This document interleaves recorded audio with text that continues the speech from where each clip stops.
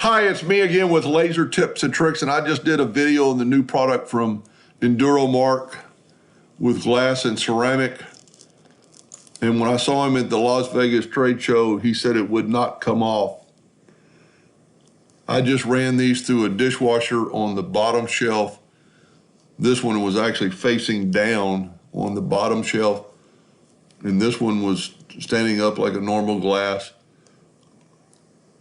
It looks better than it did because now my glass is clean. Well, I actually did it on like a 16-ounce glass. I didn't get the alignment perfect on the rerun, but I'm gonna do a glass with just black probably tomorrow. So I'm gonna give it a thumbs up for not coming off. Pretty incredible product.